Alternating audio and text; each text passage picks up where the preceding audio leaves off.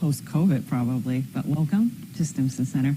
My name is Yuki Tatsumi. I'm a co-director of East Asia Program, and I'm also a project director for Japan Program here at Stimson. For a long time now, we have had the privilege of hosting the scholars from Taiwan who like to focus on their own their research about U.S.-Taiwan relations, Taiwan's own security concerns, and Taiwan's relations with the other countries. And I'd like to thank the TECRA for their generous support and collaboration. We very much appreciate it. For the last 3 months, we had a pleasure of hosting Dr. Chien-Huei Wu. He's a senior researcher from Academia Sinica, one of the prominent research institutions from Taiwan. And he focused on the issue that's been mind of pretty much all of us nowadays when we start talking more and more seriously about the impact of the supply chain of critical materials and minerals on our own national security. So he will going to share with you the results of his research. He neatly titled it as Taiwan's Economic Security: How is Chip Nationalism Affecting Taiwan?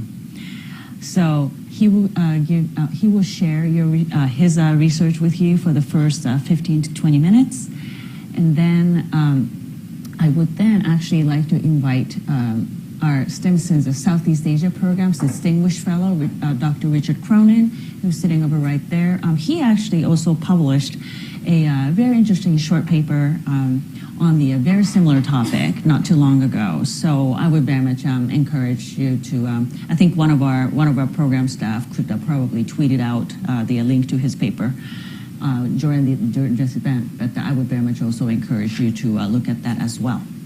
So without ado, Dr. Wu, the floor is yours.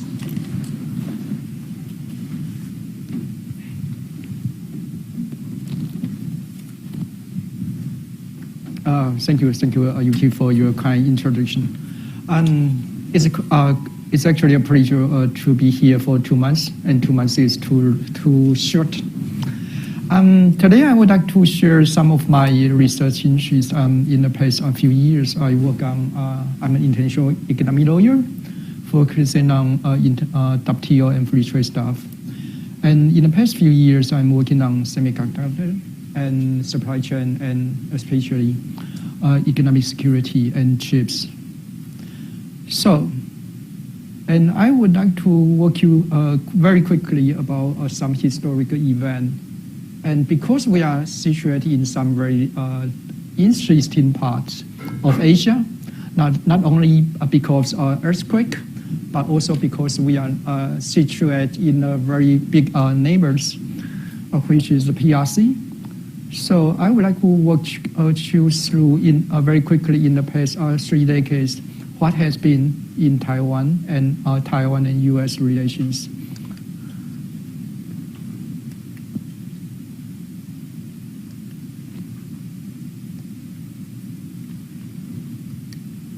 Okay, I guess you can read it.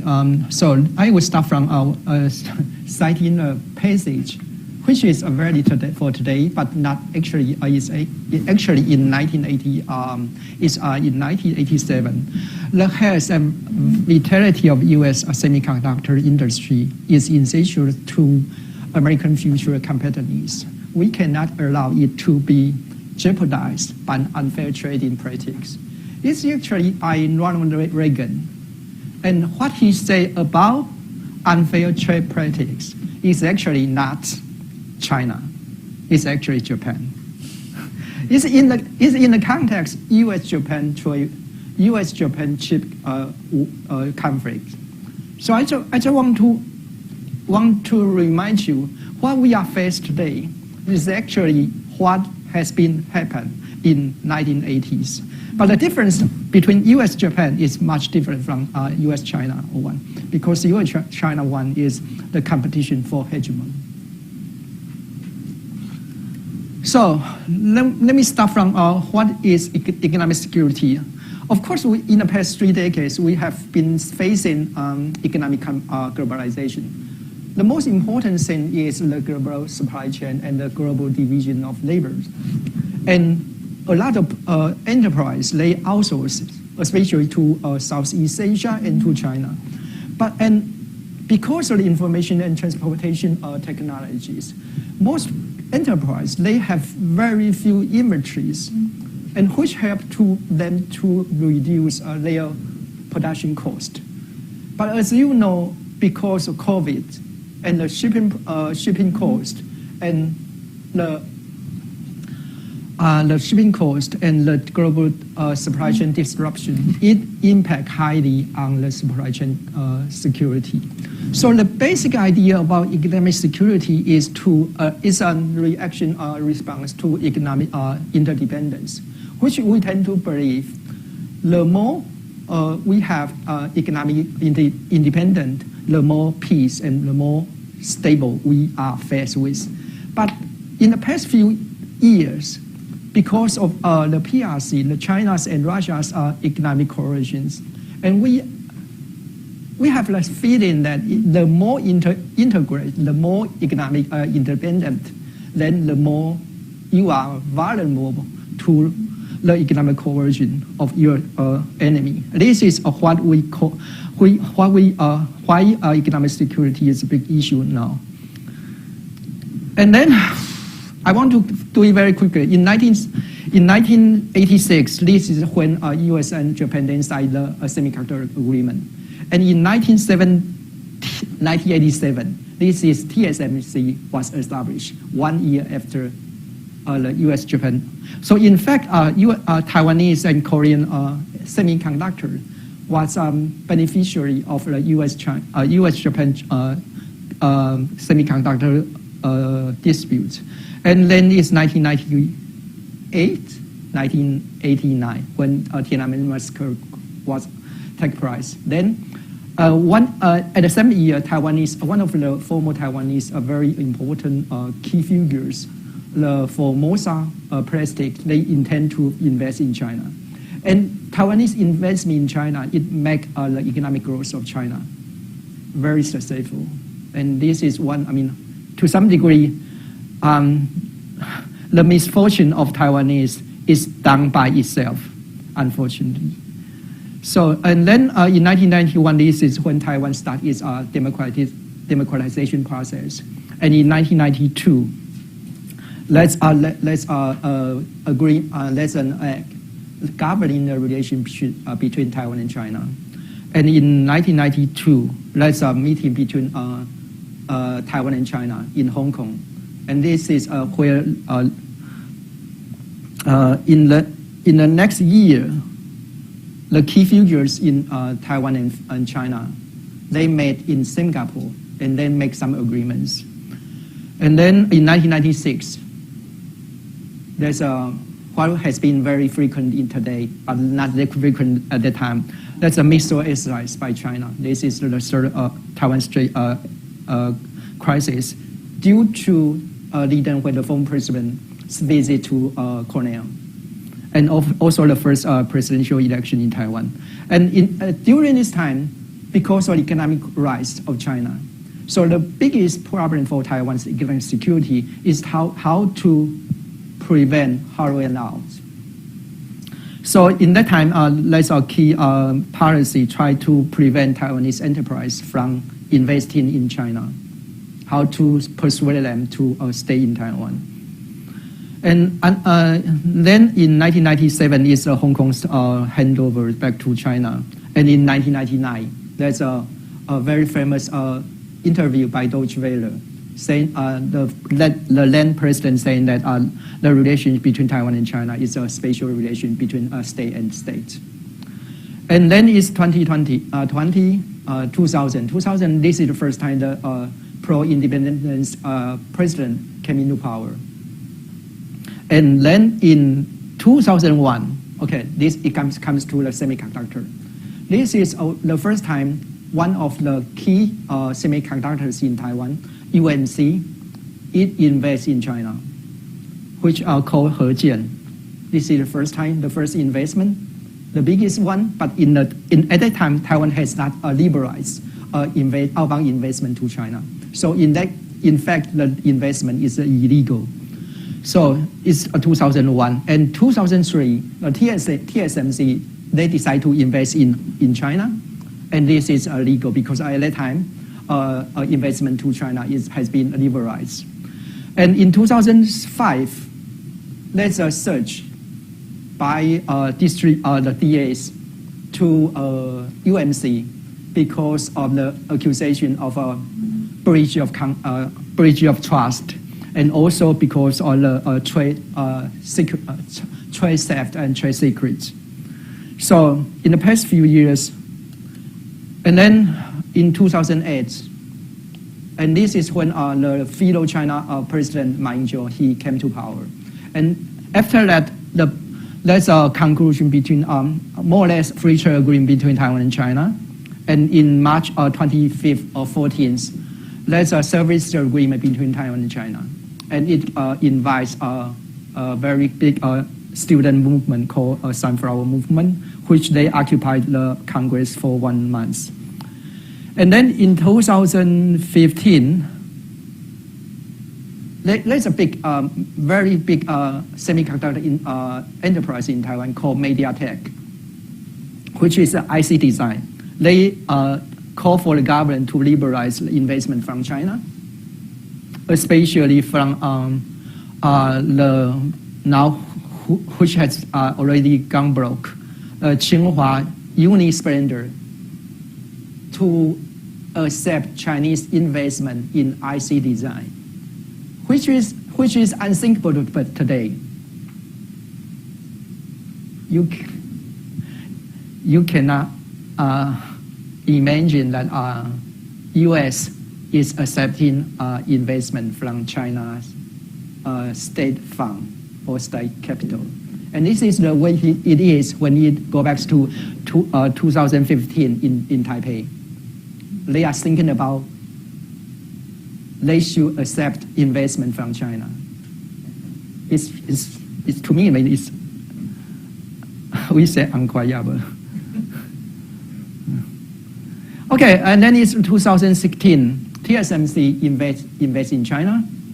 This is the second one. It's in Nanjing, and it's a 12-inch wafer. And then in 2016, this is when Tsai Ing-wen came into office. And 2017 is Trump administration and U.S. trade war starts. And then, then is COVID-19. And most recently, TSMC decided to invest in Kumamoto, Dresden, and Arizona. And this is the past 3 or 4 decades of the development of Taiwan and semiconductors. I try to very quick. So the most important threat for Taiwanese security is, of course, the rise of China, because they are so big. They have the labor cost there is so low, and Taiwanese people, they speak the same language, more or less, with Chinese. So they want to relocate. And in the past 3 decades, the economic globalization, it promotes the relocation and outsourcing. So the first one, the most to some degree, it makes economic sense. You want to lower your production cost. But if you move out, then it invites a risk of hollowing out. So the first threat is a relocation to China. Firstly, Taiwanese enterprise, they relocate in China. Then in the past 3 years or 4 years, they relocate to Southeast Asia because of U.S.-China trade war, obviously. And also because the production cost in China is more and more higher. It's higher and higher. So the sectors are relocating to China and Southeast Asia. It starts stuff from textiles, bicycles, and then it goes to OEMs, such as the computers, assemblies, and now the most important one is, of course, in recent days, in these 2 days, is Foxconn, whose former chairman just announced he will run for the president of Taiwan. And then some attempts in semiconductors, especially some assembly, packaging, and test. And of course, some foundries. There are 2 foundries by TSMC, and there are 1 foundry by UMC. So the biggest threat is because Taiwan is a small market economy, but China is a very powerful state economy. So this is the difficulty. And the best example for this is, as I mentioned, in 2015, Chien-Huei Unispender, it bid for invest MediaTek, one of the biggest IC design company, and he also said it may to someday buy TSMC. And again, this is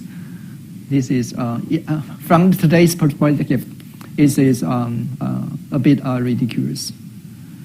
And so, but in the end, in terms of economic integration between Taiwan and China, there will be some ends. There will be eventually some decision whether you want to side with China or you want to side with US. And this is politics, and this is identity. And this is, in the end, the decision of economic security is a decision of your values. So, different thinking about Taiwan's the economic security measures. So from very beginning in the end of 1990s, when the economic rise of China was in the very beginning, and before China entered into the World Trade Organization. So the most important thing for the former president Li Denghui and also former president Chen Shui-bian, those 2 are formal independence, is how to prevent Taiwanese enterprise being devoted all of their capitals and technologies into China. How to prevent the hardware out into China. But at that time, as I mentioned, there's a trend for outsourcing and offshoring, because enterprise, they want to choose somewhere the labor cost is cheap and production cost is cheap, and people, to some degree, they don't care about environmental standards.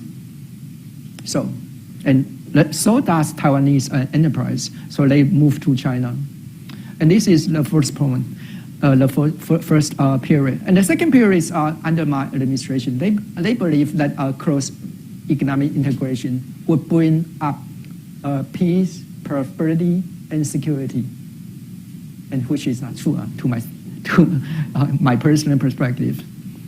So, and in the end, there's a free trade agreement between Taiwan and China, and there's a service agreement between Taiwan and China. But eventually, it invite a student protest. And the current China administration, she was faced with U.S.-China trade war and tech competition or tech rivalry. U.S. and China, they are competing technology leadership, more or less like the one between U.S. and USSR in the Cold War era. And of course, we are facing the global supply chain issues arising from COVID-19 and supply chain security resilience. And one of the biggest issues for Thai administration today is countries, they are thinking, okay, we need chips. But okay, we need drink milk. Yes. But it doesn't necessarily mean you have to have a farm in your house. The problem for TSMC or for chips is every countries, they think they need chips. But does it make sense to have your foundry in your territory, in your soil? Imagine, okay, before COVID-19, before pandemic, TSMC is not important. I mean, in terms of economic size, compared to Intel, compared to this Apple something, even compared to Qualcomm, Broadcom. So what make countries, they feel they are compelled to have foundries in their territory? In terms of economic sense, it makes sense. It is not a coincidence that most foundries, they are in Taipei, not in Taipei, in Science Park of Taiwan or in South Korea.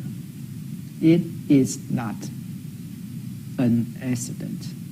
It makes a lot of economic sense. For us, I always like to say that we Taiwanese, we work 7 days a week, 24 hours a day. And it is not the case in US, fortunately or unfortunately. And you see the news today, there's a dispute in Arizona, the workers and the TSMC, and they are fighting with each other, whether the US should allow Taiwanese builders to come to US for building the factory or foundry of TSMC. Okay, I think you are looking for this. Okay, unfortunately the rate.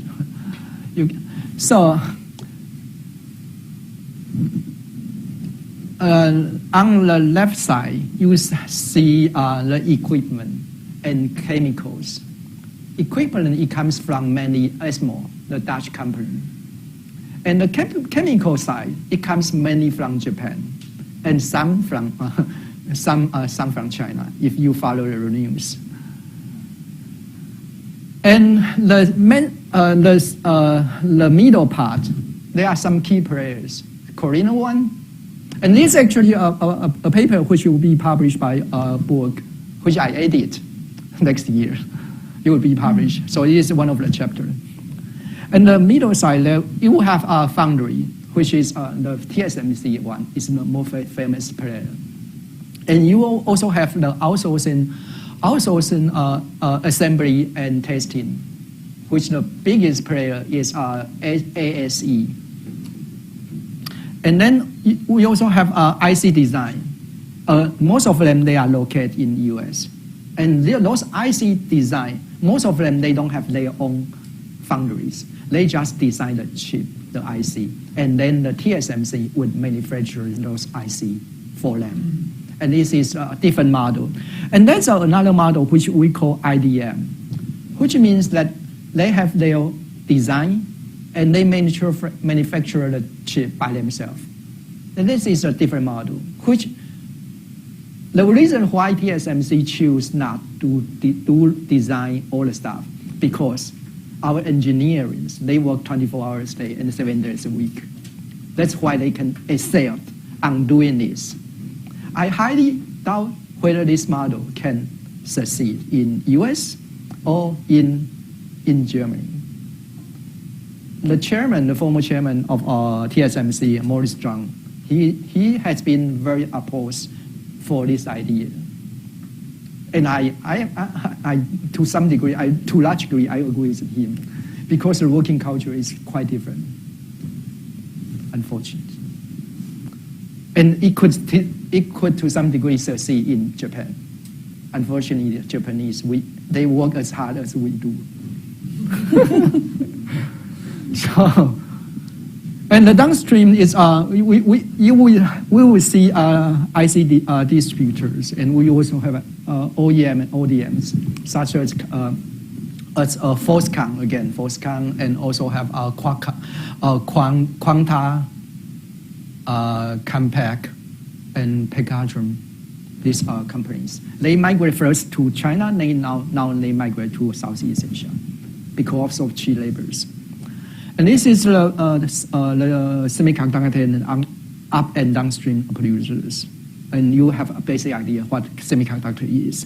And those people who are worrying is actually one of the very peculiar parts, the foundry part. And then this is where TSMC and UMC, where they invest. TSMC have two in China, and now they have one in Japan, one in Arizona, and the Dresden one, it has not yet a mark. And UMC, it has one in Singapore, it has also one in China. And ironically, the former chairman who decided to invest in China, the UMC, now is the most vocal proponent for independence or anti-China. because the lesson he learned probably tell him that China, the PRC, cannot be trusted. So then I think I run half of my time. I try to speed up. So let's go back to 1985. This is the first US-Japan chip war. So the basic idea is Japan export a lot of DRAM, which is a memory, and is a very specialization product. Almost every product can be replaced. So Japan export a lot. Then US decide to impose punitive tariff based on Section 301 and also anti-dumping agreements. So then US and Japan, they decide to enter into an agreement in 1986. After that, because this agreement, Taiwanese and South Korean and Korean enterprise, they enter into market. And as I said, TSMC was established 1 year after this agreement. And this is the land in 1980s. And what about the US-China chip war today? It's actually not about DRAM. It's about artificial intelligence, quantum computing, and electric autonomous vehicle, and everything you need for high technology, even F-35 jets. Yeah, so it's very different. I mean, in terms of the US-China chip war today, is very different from the one in 1980s, because the usage or application of chips nowadays is widespread, and it's very important in high technologies, in artificial intelligence or in quantum computing. And it's also, the first surface of US-China chip war or US-China trade war go back to the made in China 2025. The root cause is China's state capitalism, because we tend to believe China invests so much its own funding into its strategic enterprises, strategic industries. In the end, it may overcut, it may bypass the U.S. leadership in technologies. And so if we look back to, in fact, it starts from U.S.-China chip war, it starts from Huawei and ZTE.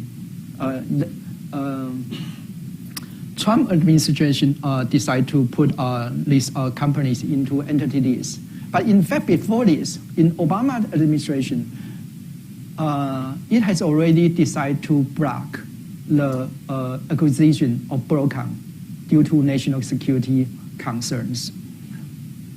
And the US-China chip war is actually a multidimensional, so it's more than tariff. It includes a lot of measures, export control, investment screening.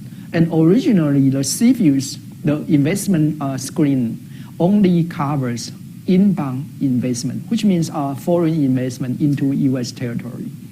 But it extends to outbound investment. And I'm proud to say that we are one of the very first countries who impose outbound investment screening, because a lot of Taiwanese enterprise, they want to invest in China, and unfortunately, China is not particularly friendly to us.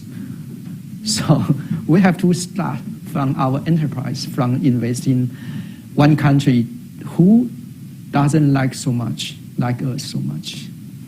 So it also extend the current U.S.-China chip war also extend to portfolio investment, which is undergoing.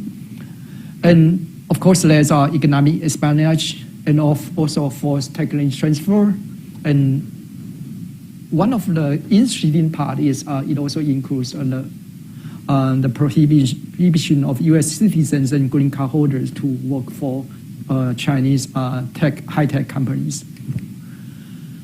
So how do we deal with the economic security nexus? There's two different rationales. On the one hand, enterprise, they were saying if we can benefit from Chinese market, then we can invest on new technologies. If you run faster, then China can never catch up with us. This is one rationale. The other side is because there could be a danger, we have to impose very hawkish control. And there's always a compete between these two rationales. And on the one hand, there's a national interest, but on the other hand, there's a corporate interest. So the most difficult part, both in US and in Taiwan, how to convince the enterprise or the corporate interest to get on board, to stand in line with the national interest. And the US-China technological rivalry is very different from the one between US and USSR, because the economic at that time is not so integrated as it is today. And also because one very peculiar phenomenon is there's a very close civil and military diffusion. Everything which can be used for chips can use for civil or commercial purpose can quickly translate into military capacity. And finally, of course, there's a collective action problem, both in country level and also in firm level. Okay, 4 years ago, when I start from talking about this, there was when US imposed export control on Qualcomm. And Taiwanese companies, MediaTek, they are so happy because they think they might benefit from the market access. If Qualcomm is prevented from shipping to China, then probably MediaTek in Taiwan can ship to Chinese enterprise. This is what we call as a collective action problem. So I think I still have two. So what role do we play in the context of US-Taiwan Ship War? The first point is the most important thing. We do have a MediaTek, one of the key player in IC design, but US can also do that. So that's not big concern for US economic security. But the most important one for US national economic security, the threat they feel, is the foundry. Both of the foundry is especially advanced processing is dominated by TSMC, and it is located in the earthquake area. Not only to this, it is located to somewhere which with high political attention. So foundry is a key critical element. And the second one, this is a case by DOJ of US. It's actually Fujian Jinhua is actually a subsidiary of Chinese company. And the UMC, Taiwanese company, its engineers was accused of economic theft and trade secrets against Micron. So it's very strange because Taiwanese engineering, they store trade secret from Micron for Chinese companies. Do you know what I mean? We are supposed to be very cautious of China, but Taiwanese engineers, they steal trade secret from US companies and for Chinese enterprise. And I don't understand why. Yeah. And there's also export control, and because all the most important advanced softwares and equipments come from US, and if US impose export control, eventually it would impact on Taiwanese enterprise. This is what we call extraterritorial effects of US laws. And of course, there would be a breach of contract, breach of trust and Taiwanese engineers, because a lot of Chinese enterprise, they want to recruit Taiwanese engineers to work in China. And it's very important. This is a threat to national security. I mean, economic security and national security of Taiwan. And finally, let's achieve four alliance. The key four countries here is US, Japan, South Korea, and Taiwan.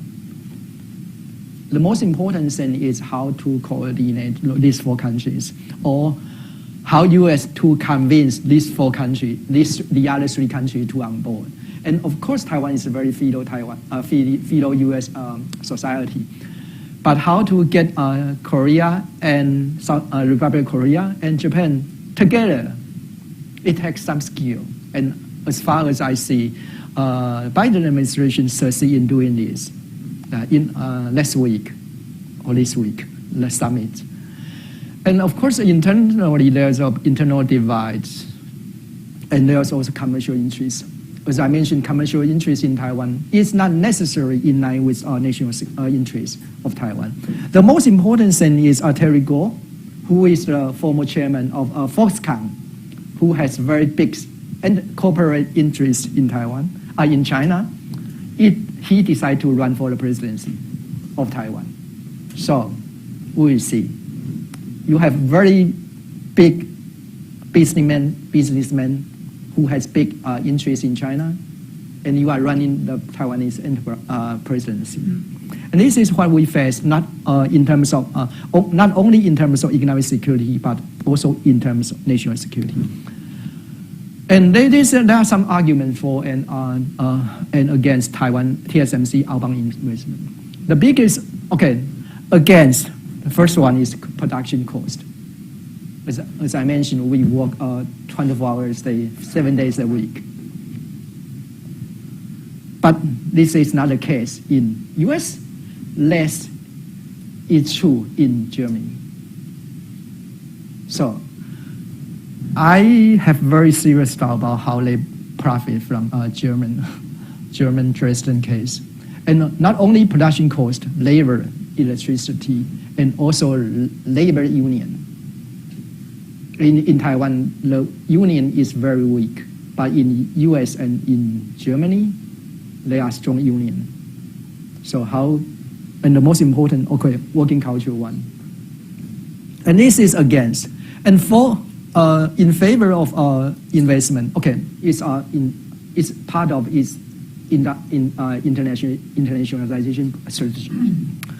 And as a providers, TSMC has to diversify its production base.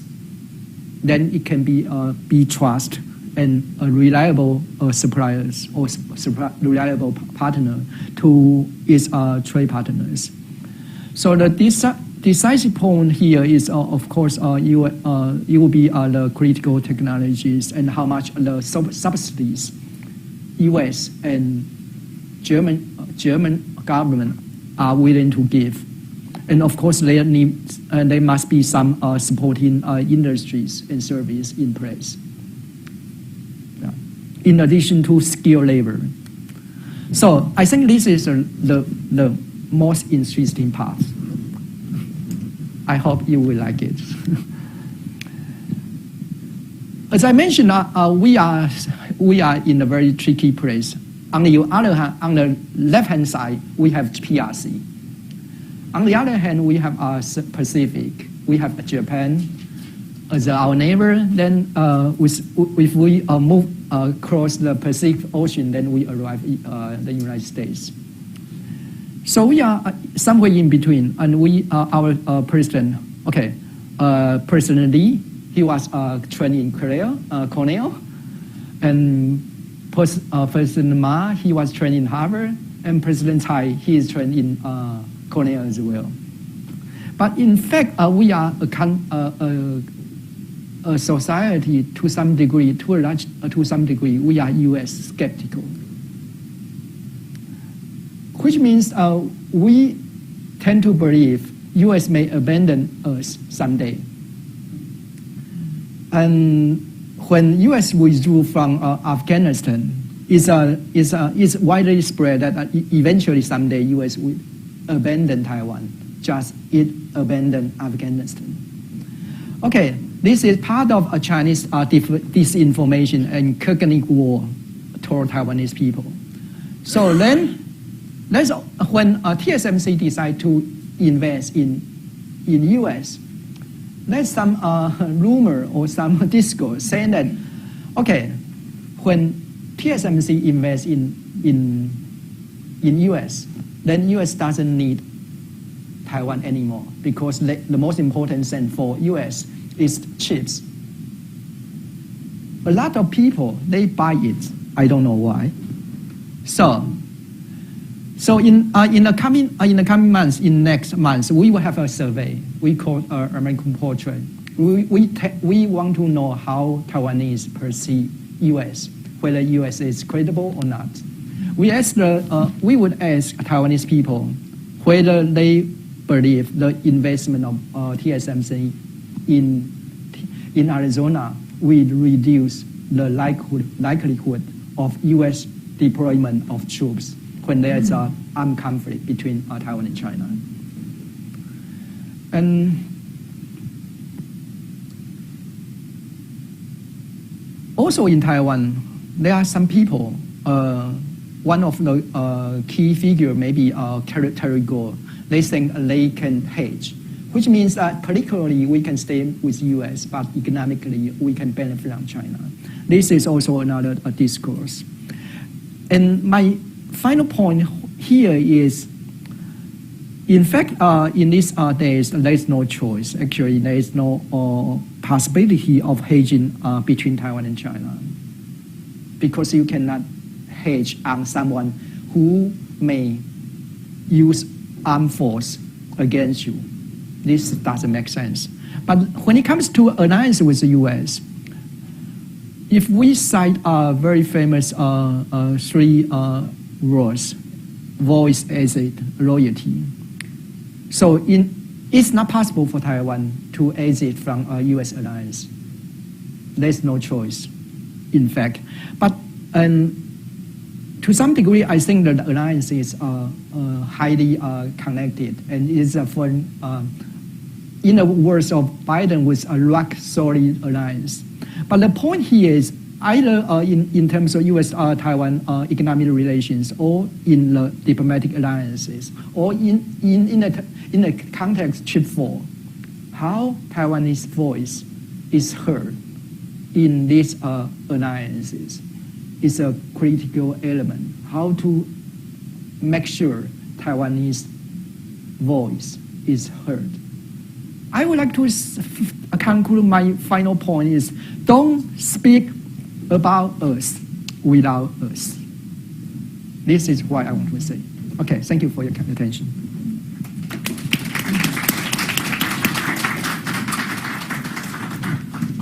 Thank you. I was when you in your earlier parts of the presentation, seeing the acronym like DRAMs really remind me of my college days. Probably a lot of you can relate. And I also actually recently experienced the shortage of chip and how it affects your life on a first hand. I was visiting my family in Tokyo, and there's a Metro card that you can buy. You used to be able to buy anyway. For those of you who lived in Japan or traveled to Japan, you can relate to this. You can buy a vending machine at the station. You can go to a convenience store and pick one up to use while you're staying in Japan. But because of the chip shortage, there's no more new card available. So if you're going to Japan in the future, look around you for your friends who has traveled to Japan, before you, and to see if they can let you borrow their Metro card, because that's actually very critical. But thank you again. This was a very dense, a very, very informative presentation. Thanks very much. I've been promising Dr. Rich Cronin for his first question. So after his question, I will pick up another question from the floor if there is one, and belatedly welcome to all of you who are chiming in from online. So after that, we will go back and forth between the floor question and online question, and then I'll try to pick up as many as I can as the time allows. So without further ado, Rich. Thank you. Well, wait for the microphone. Thank you. So that. Oh, you're going to hold it? Okay. Thank you. Well, this is very comprehensive coverage of this issue, the whole issue, really. And I wanted to compliment you in particular on just on the important points you made about the linkage of politics and economics and technology in this case, particularly in terms of Taiwan, political change in Taiwan. And then the idea of capitalism, Taiwan's market cap, small market capitalism versus China's state capitalism. But you really hit it, I think, with the idea that boundaries were the critical element. And also your mention of the like-minded countries, cooperating on these issues. So, my question is about all of this is that the technology and the economics of this industry and of Taiwan's dominant position in boundaries is not so hard to grasp, but the issue of China being left out, and it's not only can China not get chips from the U.S. and Taiwan with U.S. IPR, but more importantly, it can't get the foundry equipment to make the most bleeding edge chips. And it just seems to me like this is a train wreck coming, and but I don't know how it would play out. But could you then just comment a little more about Taiwan's role in as a dominant foundry producer of leading edge chips, and the fact that and whether offshoring ultimately, do you think will challenge Taiwan's dominance or not? Thank you. Yeah, and then I would add, we talked about offshoring, but then I would ask about friendshoring that you touched upon. So very quick, for the equipment, I think the most important player is ASML, the Dutch enterprise. In late few weeks ago or a few months ago, they also agreed to be on board to stand in line with U.S. position in containing or to preventing the Chinese enterprise to acquire the equipment. So this, I think, in this chip war, I think one of the key players, in addition to chip 4, the Dutch government, is also on board. And in terms of foundry service or production, according to some forecast, at least in 5 to 10 years, Taiwan will still dominate the foundry service. And this is okay. Imagine from 1986 or 1987, the first day TSMC was established. In the past 4 decades, it is a profit enterprise. It's a profit-making company, but eventually. The reason why foundry would be located in Taiwan and in South Korea because it's mainly because U.S. enterprise, they don't want to do it, and they decide to outsource to Asian economics. So, and Korean companies and Taiwanese companies, they are doing this in a very extended way. And because, in my case, in our case, the best are students in Taiwan. They go to TSMC. Say again? The best are students in Taiwan. They go to TSMC, and doing these are not so creative jobs. I'm a lawyer. I can say that. Lawyer is more creative than engineer. So it doesn't make sense. It makes economic sense. That's why it has been there for 40 years. And you want, because of geopolitical reasons, countries, Europe and US, they want to have a foundry in their own territory. But to some degree, it can have some. These countries, they can have some. But I would say from 5 years to 10 years, Taiwan will still be a dominant position in foundry. And it makes sense economically.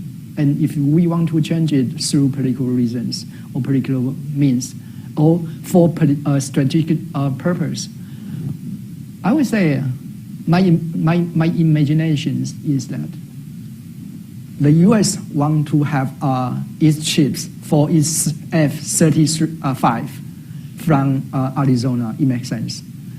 But if U.S. automobile want to have its chips by TSMC in Arizona, maybe it takes some calculation for this.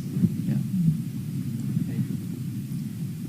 So before going, Bob and then I'll then go to the online questions. There are a couple of there are audiences that have been very patient behind the camera. So. Yeah, I just have a large macro question. Until very recently, that the notion that economics was a zero-sum game was not really accepted. And I guess the question is this really a zero-sum game, or is it a question of buying time? In other words, are we going to preclude China from getting the technology that the Biden administration is blocking, or is it going to be 10 or 15 years until China figures it out? And if that's the case, does it make sense to have politics in command of economics?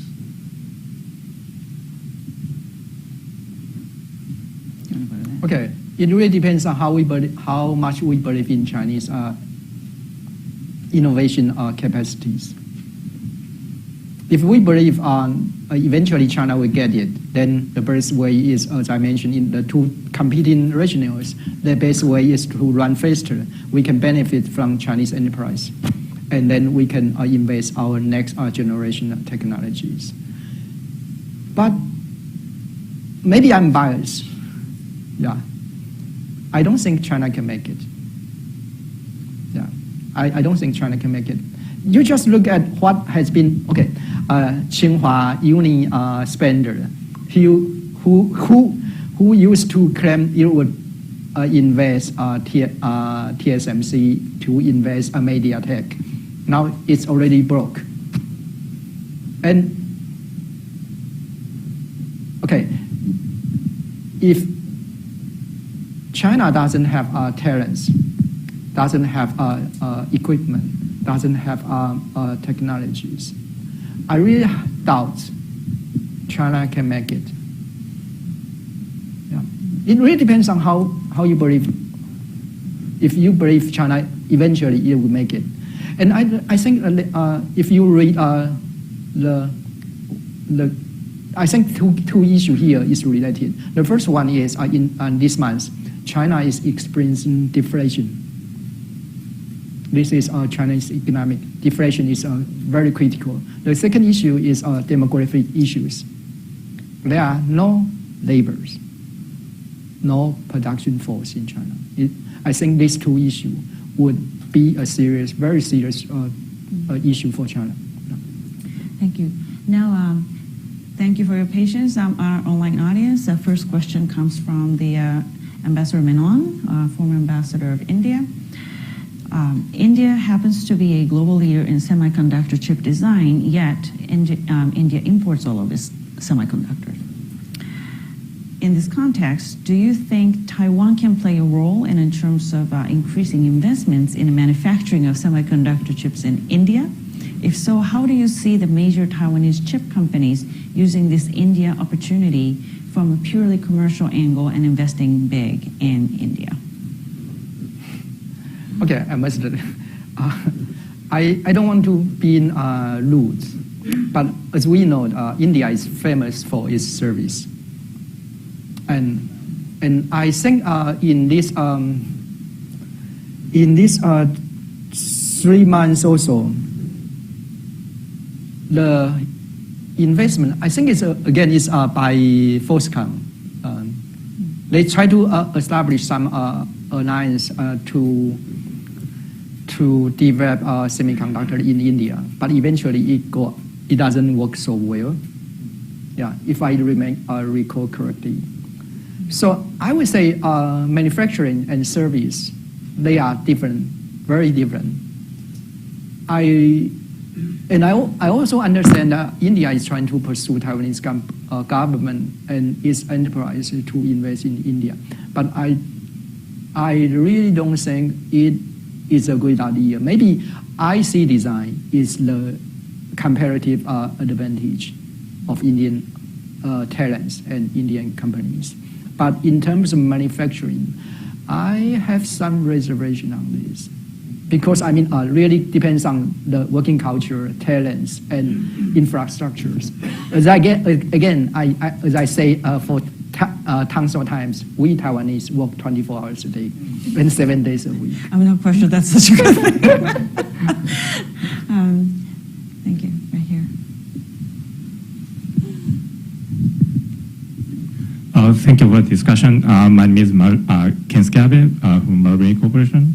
So my question is, I guess you have, in terms of the coming Taiwan president election, so I guess you have already implied about the takeover, but I also would like to ask you, share with us about your insight or your concern on the national security, economic security policy of other candidates, including the writing the current Hoyoi.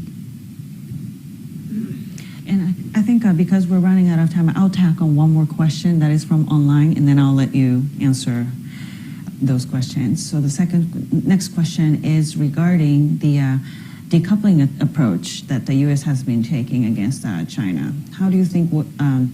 How does the chip decoupling approach that U.S. is taking will impact its BRI, Beijing's ambition in the Belt and Road Initiative? And how do you see the future of the Chip 4 alliance that you mentioned in view of industrial interest and national interest? And how is the U.S. How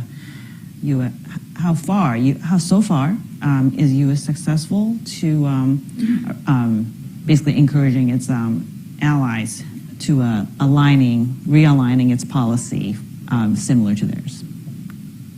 Okay, I will do it in a reverse way. I think so far U.S. is doing a very good job.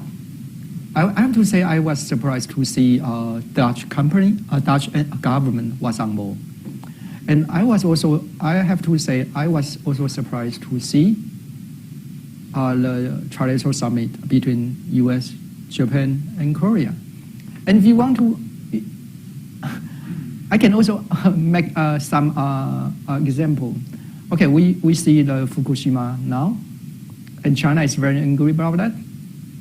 Probably it's only China and Hong Kong in the area who are very vocal on this. So this is an example. U.S. is aligned its key partners in terms of diplomatic position, but also in terms of strategic position. And in terms of China's BRI, again, maybe I'm biased, and I don't want to pretend I'm 100% objective. So the problem for BRI would be whether China is economically or financially able to support this.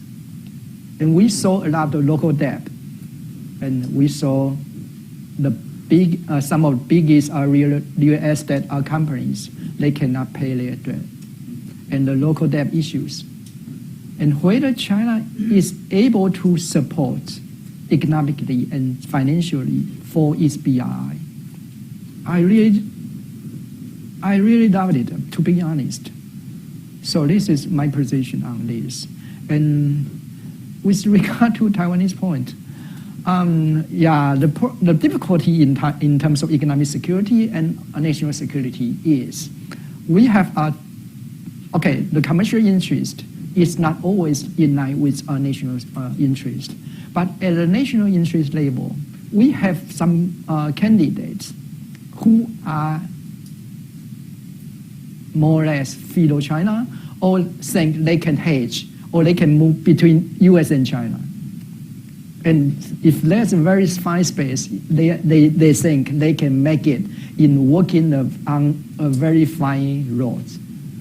And this is the difficulty we face today. And not only Terrigo, who has a very heavy commercial interest in China, and the KMT also co-injure. They also, to some degree, they think economically they still can rely on China, and this is the threat.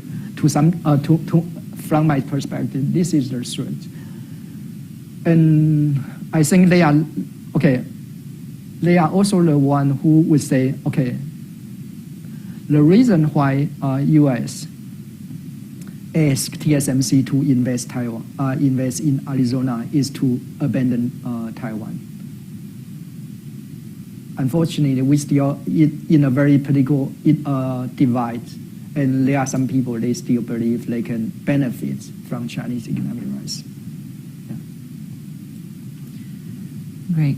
Thank you. I'm sorry that we didn't have time to get to all of your questions, but unfortunately, hour apparently is too short to cover this kind of a dense and complex topic. So that is a lesson learned for me for future. But again, thank you, Dr. Wu, for your research while you're with us. We've been very happy to host you. And he's here, by the way, for another week until the end of the week. So if you would like to get more thoughts on his presentation and other related topics, please feel free after the event and make connections. So with that, thank you all for coming. Thank you for chiming in for online. And this concludes today's event. Thank you very much, Dr. Wu.